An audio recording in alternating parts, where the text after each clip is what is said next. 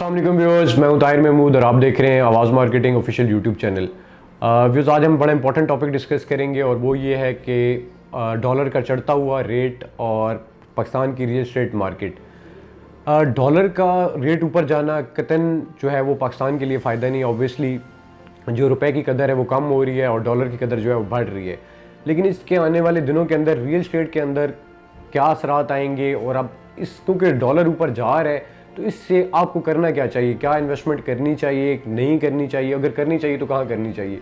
सबसे पहली चीज़ तो ये है कि ये बहुत बड़ा जंप आया है, तकरीबन 20-22 रुपए का जंप जो है डॉलर के अंदर। ये काफ़ी अरसे के बाद जो है इतना बड़ा जंप आया और इसके इफेक्ट्स जो हैं वो जाहिर सी बात है डिफरेंट सेक्टर्स के अंदर देखे जाएंगे। क्योंकि हम रियल एस्टेट सेक्टर से बिलोंग करते हैं तो मैं आपको इसके हवाले से बताऊँगा। सबसे इंपॉर्टेंट चीज़ क्या है, क्योंकि डॉलर का रेट ऊपर जा रहा है तो ऑब्वियसली एक तो मुल्क के हालात भी इस तरह के इस टाइम चल रहे हैं कि अनसर्टेनिटी है, तो इन्वेस्टर को अभी तक ये नहीं पता कि यार किस फील्ड के अंदर इन्वेस्ट करना चाहिए या फिर इन्वेस्ट करना भी चाहिए नहीं करना चाहिए। तो आज कोशिश करेंगे कि इस चीज़ को समझें कि कौन से इंडस्ट्री के अंदर जो है, पीछे की एग्जाम्पल ले लेते हैं कि पहले ऐसा क्या हुआ है कि डॉलर जब भी चढ़ा है तो इसके क्या इफेक्ट्स आए हैं। तो मैं सबसे पहले बताता चलूँ कि आपने सबसे पहली चीज़ तो ये करनी है कि आपने बैंक में पैसे नहीं रखने। चाहे आप किसी भी इंडस्ट्री के अंदर इन्वेस्ट करें, लेकिन आपने बैंक में पैसे नहीं रखने, क्योंकि जाहिर सी बात है जैसे जैसे महंगाई बढ़ रही है, जैसे डॉलर ऊपर जा रहा है, रुपए की कदर जो है वो कम होती जा रही है और लोगों को ये टेंशन होती है। काफ़ी लोग ऐसे होते हैं कि उन्होंने बैंक के अंदर जो है वो पैसा स्टॉक किया होता है। मुझ समेत कोई भी अच्छा बिजनेसमैन होगा, कोई भी अच्छा एंटरप्रेन्योर होगा, वो आपको हमेशा एक चीज़ का मशवरा देगा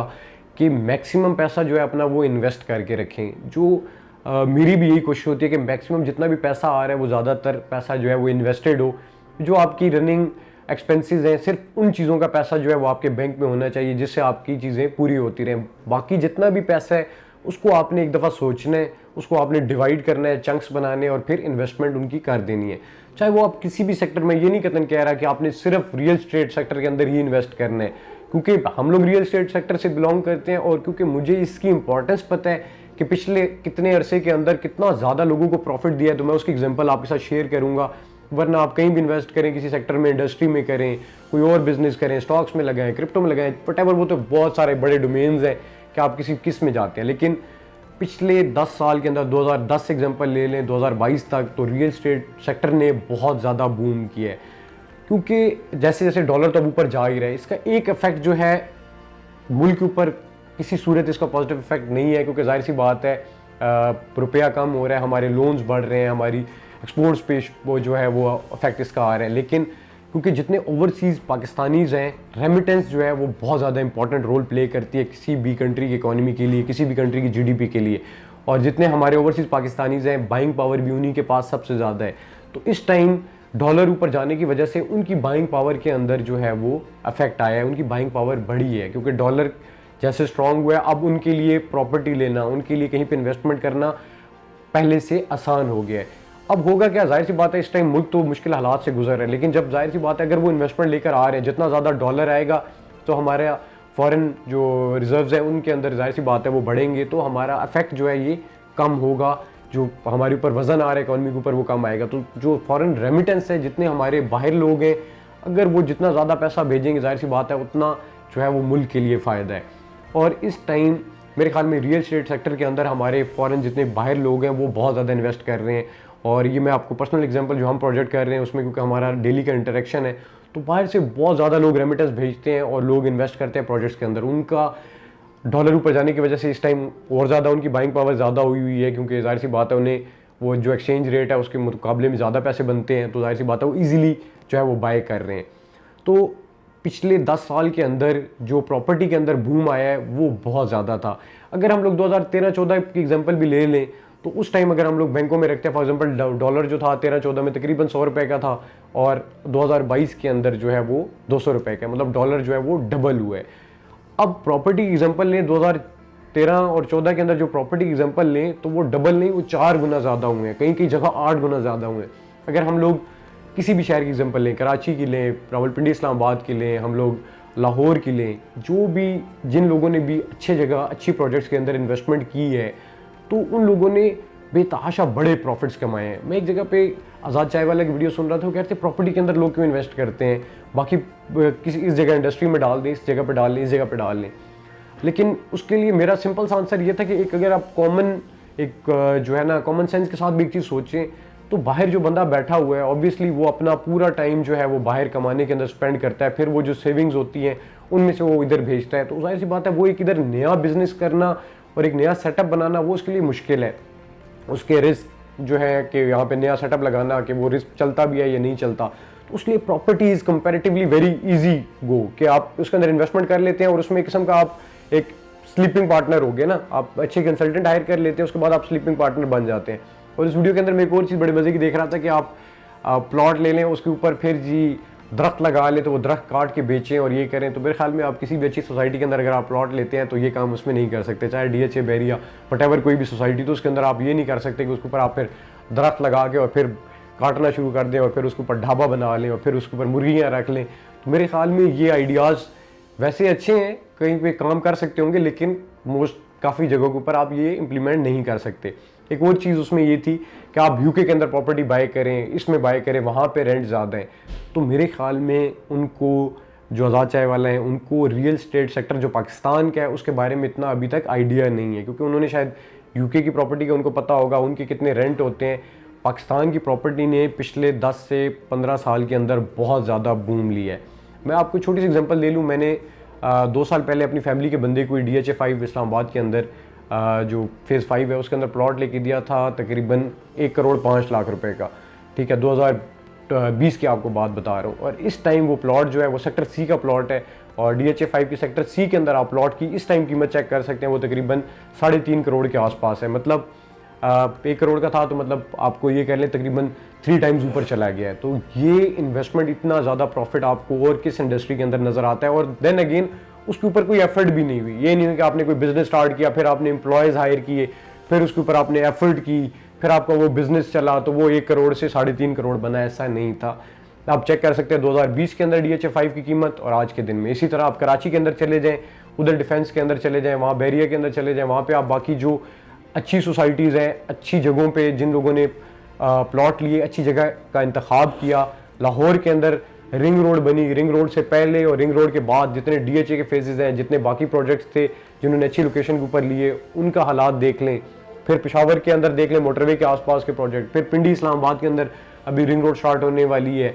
फिर लाहौर के अंदर अभी लाहौर स्मार्ट सिटी रिसेंटली आया है, उसके ऊपर लोगों ने 20-30 लाख रुपया कमर्शियल लिया है, 20-30 लाख रुपया उनका लगा हुआ है, उसके ऊपर 60 लाख रुपया वो और कमा रहे हैं। तो मेरे ख्याल में शायद उनको ये इन चीज़ों का आइडिया नहीं है कि लोगों ने रियल स्टेट इंडस्ट्री के अंदर कितना ज़्यादा पैसा कमाया है। तो कहने का मकसद यही है कि आप, क्योंकि डॉलर ऊपर जा रहे हैं, लोगों को बहुत ज़्यादा परेशानी हो रही है कि हम लोग अब अपना पैसा कहाँ पे लगाएं। और मेरे ख्याल में ये बहुत बड़ा चंक है कि जो लोग इन्वेस्टमेंट से डरते हैं कि हम लोग किस सेक्टर के अंदर इन्वेस्टमेंट करें, तो किसी भी सेक्टर में जाएँ लेकिन बैंक से बाहर निकालें, क्योंकि देखिए बैंक में आपका पैसा गिर रहा है और विद टाइम और ज़्यादा गिरेगा। उससे पहले कोशिश करें कि वो पैसा निकालें। स्पेशली उन लोगों की, मेरी जिन लोगों के साथ बात हुई है, स्पेशली जो थोड़े ज़्यादा एज के लोग थे जिनका एक्सपीरियंस नहीं रहा इन्वेस्टमेंट के लिहाज से, क्योंकि पाकिस्तान की इंडस्ट्री ने रिसेंटली काफ़ी इंडस्ट्रीज़ ने, IT इंडस्ट्री हो गई, उसके अलावा जो रियल स्टेट इंडस्ट्री हो गई, इन और भी बहुत सारी इंडस्ट्रीज़ हैं, उसमें आ जाता है क्रिप्टो ने, लोगों ने बहुत ज़्यादा रिसेंटली इन्वेस्टमेंट्स की। उसके अलावा IT सेक्टर के अंदर बहुत ज़्यादा इन्वेस्टमेंट आई, कंस्ट्रक्शन के अंदर बहुत ज़्यादा इन्वेस्टमेंट आई। तो जाहिर सी बात है इन सेक्टर्स के अंदर इन्वेस्टमेंट आई, तो जिनका एक्सपीरियंस नहीं था उनको थोड़ा सा डर था कि यार क्या पैसा डालें, डूब तो नहीं जाएगा, फ्रॉड तो नहीं हो जाएगा। और मार्केट के अंदर फ्रॉड्स होते भी हैं, तो कोशिश ये करनी है अच्छे कंसल्टेंट लें। और रियल स्टेट सेक्टर जो है, शायद जो लोग बात करते हैं कि जी प्रॉपर्टी के अंदर बस पैसा डाल दिया, बस ये क्या काम हो गया, ये बहुत पाकिस्तान की किंग ऑफ फील्ड्स है और बहुत बड़ा सेक्टर है। इसके साथ और बहुत ज़्यादा सेक्टर्स अटैच है। फॉर एग्जांपल जहाँ पे रियल स्टेट सेक्टर आ जाता है वहाँ पे इसके अंदर कंस्ट्रक्शन आ जाती है, जहाँ पे कंस्ट्रक्शन आ जाती है वहाँ पे इलेक्ट्रिक आ जाता है, वहाँ पे शीशे का काम आ जाता है, वहाँ पे वुड वर्क आ जाता है, वहाँ पे टाइल्स आ जाती हैं, वहाँ पे आपकी सीमेंट आ जाती है, वहाँ पे आपकी आयरन इंडस्ट्री आ जाती है, वहाँ पे आपकी रेत, ये रॉ मटेरियल, मतलब फिनिशिंग के प्रोडक्ट्स, लाइट्स हो गई, पंखे हो गए, सैनिटरी का सारा सामान। मतलब आप ये कर लें कि एक पूरा एक कह सकते हैं कि इतना बड़ा एक डोमेन है कि जो रियल स्टेट सेक्टर के साथ जो है वो अटैच है। फिर इसके अंदर ट्रांसपोर्ट आ जाता है कि कहाँ सामान आ रहा है, इंपोर्ट आ जाता है कि कोई चीज़ें उसमें इंपोर्टेड लग रही हैं। तो मतलब ये जो रियल स्टेट सेक्टर है ये पाकिस्तान का बहुत बड़ा सेक्टर है, इसको कोई भी नेगेट नहीं कर सकता। और पिछले कुछ सालों के अंदर आपने देखा होगा कि इस इंडस्ट्री के अंदर और आपने लीडर्स की स्पीचेस सुनी होगी, सारा जब आपके इकोनॉमिस्ट बैठते हैं उन्होंने कहा है कि इस सेक्टर ने बहुत ज़्यादा बूस्ट दिया है इकॉनमी को, क्योंकि आप ये जो रिसेंट पास्ट के अंदर जो चीज़ें हुई हैं कि जो सोसाइटीज़ का कॉन्सेप्ट आया है जो कि पहले पाकिस्तान के अंदर नहीं था, लोगों को नहीं पता था, लेकिन अब ये जो कॉन्सेप्ट है वो पाकिस्तान के अंदर आ गया है कि लोग सोसाइटीज़ के अंदर रह रहे हैं, फिर उसके अंदर एमेनिटीज़ आ रही हैं, अच्छे कॉलेजेस, स्कूल्स, इंटरटेनमेंट फैसिलिटीज़, लोगों की जो है जितनी बेसिक नेसेसिटीज़ हैं वो आपकी सोसाइटीज़ के अंदर पूरी होती है। तो उसकी वजह से ये सेक्टर बूम किया है, उसके अंदर फिर कंस्ट्रक्शन आ गई, फिर हम डेवलपिंग कंट्री हैं तो जाहिर सी बात है जो डेवलपिंग कंट्री होता है उसका इंफ्रास्ट्रक्चर जो है उसके ऊपर बहुत ज़्यादा काम हो रहा होता है और उसके अंदर बहुत ज़्यादा कंस्ट्रक्शन होती है, उसके अंदर बहुत ज़्यादा इंफ्रास्ट्रक्चर खड़े हो रहे होते हैं और हम उस फेज़ से गुजर रहे हैं कि हम उसके अंदर हैं। और जाहिर सी बात है अब जाहिर इंडिया की तरफ लोगों का जितनी बड़ी कंट्रीज़ हैं उनका उस साइड क्यों रुझान है, क्योंकि वो डेवलपमेंट कंट्री है, वो हमसे अब जाहिर सी बात है देख लें आईटी इंडस्ट्री उनकी कहाँ तक पहुँच गई है, उनकी कंस्ट्रक्शन इंडस्ट्री, उनकी ऑटोमोबाइल इंडस्ट्री, सारी इंडस्ट्री उनकी राइज कर रही हैं। तो हर बंदे का उनकी तरफ जो है इस टाइम देखता है कि इंडिया की तरफ क्या है, उनकी सारी इंडस्ट्रीज ऊपर जा रही हैं। इसी तरह पाकिस्तान के अंदर भी आहिस्ता आहिस्ता जो है ये टाइम आता जा रहा है कि पाकिस्तान की आईटी इंडस्ट्री जो है ऊपर जा रही है, फिर ऑटोमोबाइल की तरफ नहीं जाते, फिर वो किसी और टॉपिक में कवर करेंगे। फिर पाकिस्तान की जो है रियल एस्टेट इंडस्ट्री जो है ये बहुत ज़्यादा बूम कर रही है। तो आपने बेशक अगर आपको ये इंडस्ट्री नहीं समझ आती तो आप बेशक किसी और इंडस्ट्री की तरफ जाएं, लेकिन इस इंडस्ट्री ने लोगों को बहुत ज़्यादा पैसा दिया है और आपने इस इंडस्ट्री की तरफ आपने लाजमी एक आपने आंख जो है खोल के अपनी रियल एस्टेट इंडस्ट्री की तरफ रखनी है, क्योंकि आने वाले टाइम के अंदर अब ये फील्ड जो है ये कन्वर्ट हो रही है। लोग मैं देन अगेन मैं ये बताता हूँ कि लोग डरते इसलिए हैं क्योंकि जाहिर सी बात है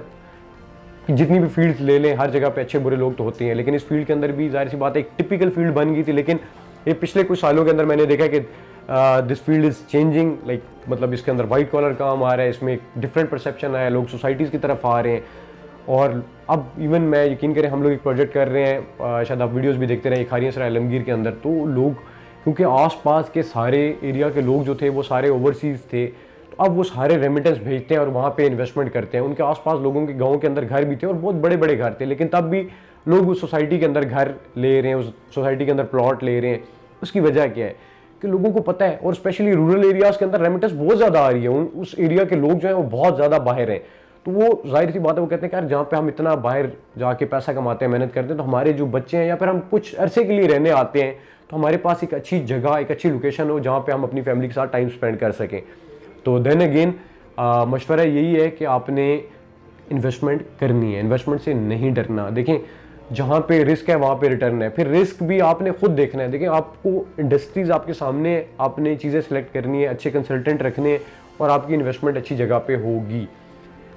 ऐसा नहीं है कि सारी सोसाइटीज़ अच्छी हैं या पे सारी सोसाइटीज़ बुरी हैं, लेकिन उसमें अच्छी चीज़ आपने सेलेक्ट करनी है, अच्छे कंसल्टेंट हायर करें, एक लॉन्ग टर्म रिलेशन रखें, तो आपकी इन्वेस्टमेंट को ऑटोमेटिकली ऐसा जगह पे ऐसे चंक्स के अंदर इन्वेस्ट कराएंगे कि आपको फ़ायदे होंगे। और रियल एस्टेट इंडस्ट्री के अंदर लोगों ने बहुत अच्छा पैसा बनाया है, बहुत बड़ी बड़ी कंपनीज़ हैं कि जो आपको लगता है कि वो ये काम कर रहे हैं, लेकिन बैक एंड के ऊपर वो रियल्टर्स का काम ही कर रही होती हैं। आप इवन मैकडॉनल्ड्स को देख लें, वो इतनी बड़ी फूड चेन है, लेकिन बैक एंड के ऊपर वो रियल्टर की उसके अंदर फील्ड के अंदर उनका बहुत बड़ा नाम है। और आप ये देख लें कि जहाँ जहाँ पे मैकडॉनल्ड्स बना है वहाँ पे आप उनकी लोकेशंस देख लें, हर जगह पे जहाँ पे आप मैकडॉनल्ड्स की जो चेन देखेंगे वो बड़ी प्राइम लोकेशन के ऊपर है। तो आप सिर्फ एक वर्थ उनकी फूड चेन की देख लें और एक उनकी जो एसेट है, जो लैंड है, उसकी वर्थ देख लें, आपको खुद आइडिया हो जाएगा कि वो कितना अच्छा प्ले करते हैं। तो कहने का मकसद ये है कि आपने सिर्फ सोचना है, अच्छी जगह इन्वेस्ट करना है, तो आपको ऑटोमेटिकली बहुत ज़्यादा फ़ायदे मिलेंगे। रेंटल इनकम जो है मेरे नज़दीक इज़ ब्लेसिंग, क्योंकि अगर आप पाकिस्तान के अंदर किसी अच्छी जगह पे रेंटल इनकम बना लेते हैं, तो मैं जो वीडियो का जिक्र कर रहा था कि उन्होंने वीडियो बनाई हुई थी कि यूके के अंदर रेंट ज़्यादा है, पाकिस्तान के अंदर जितनी प्रॉपर्टीज़ के रेंट ऊपर गए हैं या फिर जितनी रेंटल इनकम्स ने लोगों को तारा है, वो मेरे ख्याल में शायद ही मैंने किसी जगह पे देखा हो। बहुत अच्छे लोगों ने इन्वेस्टमेंट्स की हैं और उनको बहुत अच्छे रेंट मिल रहे हैं। और आप भी कोशिश करें कि एक अच्छी रेंटल इनकम बनाएं और रियल एस्टेट के अंदर ऐसे सेक्टर अभी दिस इज़ दी टाइम कि आप अपने पैसे एक अच्छी जगह पे लगा लें जहाँ पे आपको फ्यूचर के अंदर एक अच्छी रेंटल इनकम मिले, जहाँ पे फ्यूचर के अंदर आपके बच्चे जो हैं वो एक घर बना सकें। और ये मेरे ख्याल में पाकिस्तान के अंदर इस टाइम भी वो लोग जो अपने घर, ज़ाती घर के अंदर रहते हैं, उनकी परसेंटेज 5% से नीचे ही होगी, ठीक है। और जो जिनका कनाल से ज़्यादा बड़ा घर है या फिर 10 मरले से बड़ा घर है, वो तकरीबन they make it I think around 2 to 3%। तो मेरे ख्याल में अभी भी इतना बड़ा जो 90% का लूप होल है वो किस लिए है? वो इसीलिए है कि भाई अगर ये सारे लोग भी अगर अपने घर बनाने की तरफ जाते हैं, जाहिर सी बात है रियल एस्टेट के अंदर ही इन्वेस्ट करते हैं। और कोविड ने आपको एक चीज़ जो है वो बता दी है कि जो फिज़िकल एसेट है उसकी वर्थ बहुत ज़्यादा है। जितने लोगों के साथ मेरी ड्यूरिंग कोविड और पोस्ट कोविड बात होती रही है, तो फिजिकल एसेट्स की वैल्यू जो है अब हमें आहिस्ता आहिस्ता दुनिया वो बता रही है कि फिजिकल एसेट्स जो है दे आर वेरी इंपॉर्टेंट, कि you should be having a piece of land जहाँ पे आप अपनी रहाइश रख सकें, जहाँ पे आप अपना टाइम स्पेंड कर सकें। तो मेरे ख्याल में विद टाइम डिस्कशन बहुत बड़ी हो जाएगी, इसलिए वीडियो क्लोज करूँगा। तो विद टाइम आपको इस चीज़ का आइडिया होगा कि जो फिजिकल एसेट है वो आपके पास होना चाहिए। कहीं पे भी इन्वेस्ट करें, लेकिन एक सर्टेन चंक ऑफ मनी जो है वो लाजमी आप किसी रियल एस्टेट सेक्टर के अंदर एक अच्छे कंसल्टेंट के साथ इन्वेस्ट करें, ताकि आपकी एक तो रेंटल इनकम बने और फ्यूचर में आपके बच्चों के लिए जो है वो आप एक किस्म की कह सकते हैं फाइनेंशियल सेफ्टी हो, कि जब वो आगे उनकी एजुकेशन का टाइम हो, उनकी शादियों का टाइम आए, तो आपके पास एक चंक ऑफ मनी हो जहाँ से आप इजीली जो है वो उस जो काम है उसको आप जो है वो निपटा सकें। तो मेरे ख्याल में दिस वाज द वीडियो। बिल्कुल ये मैं क्लियर वर्ड्स के अंदर कह रहा हूँ, आप कोशिश पूरी करनी है। जो भी अच्छा कंसल्टेंट होगा आपको यही मशवरा देगा कि आपने इन्वेस्ट करना है, बैंक के अंदर पैसा नहीं रखना। आने वाला जो टाइम आ रहा है इसके अंदर आपने अपने जहन को खोलना है और अपनी जो फाइनेंशियल कैपेसिटी है उसको यूज़ करते हुए अच्छे डिसीजन लेके अच्छी जगह पे लगा के उसको बढ़ाना है, अपने अंदर से डर ख़त्म करना है। अगर मैं इतने टाइम के अंदर आपके सामने बैठा हूँ, मैंने बहुत जगह इन्वेस्टमेंट की है, स्टार्ट के अंदर लॉसेस भी हुए, लेकिन मैंने जो अपना फाइनेंशियल इन्वेस्टमेंट का विजन था वो आहिस्ता आहिस्ता जो है उसको ब्रॉड किया है और वो स्टेप्स लिए हैं, तब ये चीज़ें हुई हैं। और कोशिश करें कि आप भी अब ये डिसीजन ले लें, ताकि जब विद पैसेज ऑफ टाइम जो है आप इसके जो है फ्रूट्स हासिल कर सकें। मज़ीद वीडियोज़ के लिए आपने नीचे दिए गए नंबर के ऊपर नीचे चैनल सब्सक्राइब कर लेना है। और कोशिश ये करते हैं कि जो भी अच्छी इन्वेस्टमेंट्स हों या फिर कोई भी ऐसी चीज़ें हों जिसमें आपको फ़ायदा हो सके वो आप तक लेकर आएँ। आवाज़ मार्केटिंग का प्लेटफॉर्म जो है इंशाल्लाह आपको जो है आगे भी वीडियोज़ लेकर आएगा जिसमें आपको फ़ायदा हो सके। अपना बहुत ज़्यादा ख्याल रखें, हमें दुआ में याद रखें। नेक्स्ट वीडियो में बात करते हैं। अल्लाह हाफिज़।